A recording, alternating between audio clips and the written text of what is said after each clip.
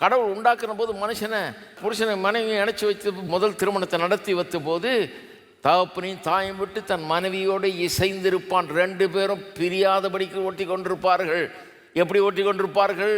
சில வாக்கு தத்தங்களை கொடுத்து வாக்குறுதிகளை கொடுத்து அதன் மூலம் அதற்கு கட்டுப்பட்டு இணை பிரியாதவர்களாக இருப்பார்கள். அப்படின்னு தான் திருமணத்தை ஏற்படுத்தினார். ஆனால் இன்னைக்கு பாவ உலகம் பாருங்கள். இது நான் சொல்கிறது இங்கே சொல்கிறது ரொம்ப முக்கியம். இது பாவ உலகம். தவறுகள் நடக்குது, 2 பேரும் தப்பு பண்ணுறாங்க. நிறைய நேரம் சில நேரத்தில் சில திருமண வாழ்க்கை முறியும் போது யாரோ ஒரு ஆள் மேலே தப்பு இருக்குது. பாவம் அடுத்த ஆள் ஒரு இன்னசென்ட்டாக கூட இருக்கலாம். இப்படியெல்லாம் நடக்குது பாருங்கள். இது பாவ உலகம். இது பர்ஃபெக்ட் உலகம் கிடையாது. பர்ஃபெக்ட் உலகம் வந்தால் ஒரு விவாகரத்து கூட நடக்காது.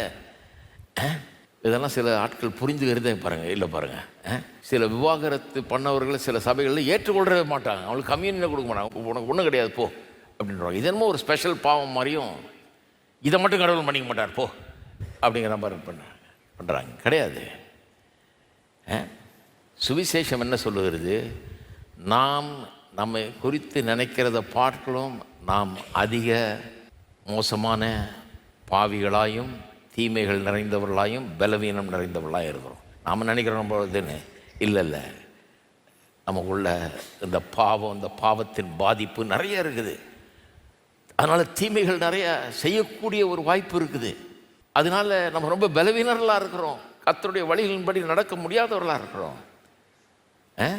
ஆனால் நாம் எண்ணி பார்க்கிறதை காட்டிலும் கர்த்தர் நம்மேல் அதிகமாக அன்பு கூர்ந்து நம்மை முழுமையாக ஏற்றுக்கொண்டு நம்மை மன்னித்து நம்மை அவர் ஏற்றுக்கொள்ளுகிறார் என்பது தான் சுவிசேஷம். நாம் நினைக்கிறத விட ரொம்ப பெரிய பாவி நம்ம. ஆனால் நம்ம நினைக்கிறத விட அவர் ரொம்ப நம்ம அன்பு கூறுறாரு. நமக்கே ஆச்சரியமாக இருக்குது. ஐயோ இவ்வளோ பெரிய பாவி அவ்வளோ அன்பு கூறுறாரா? நீங்கள் நினைக்கிறது காட்டிலும் உங்களை அதிகமாக அவர் அன்பு கூறுகிறார். அப்போ இதெல்லாம் புரிஞ்சுக்கணும் பாருங்கள். அப்போ இந்த மாதிரி ஒரு பிரச்சனைக்குள்ளே போய் வந்தவங்கள ரொம்ப மென்மையாக நடத்த வேண்டும். கண்ணா முன்னான்னு நம்ம போக முடியாது பாருங்கள். ஆனால் அதே நேரத்தில் வேத வசனம் திருமண வாழ்க்கையை எவ்வளவு பெரிய ஒரு சீரியஸ் விஷயமாக போதிக்கிறது என்று போதிக்கணும். ஏன்னா திருமணம் செய்தவங்களுக்கு எவ்வளோ வாலிபர்கள் இருக்காங்க பாருங்கள். இவங்களுக்கு எல்லாம் திருமணம் ஆக போகுது கூடிய சீக்கிரம். இதை கேட்டாங்கன்னா சீக்கிரம் பண்ணிக்குவாங்க. இதை கேட்டால் இப்படி தான் ஒரு ஆள் வந்தான் அந்த காலத்தில் பாருங்கள்.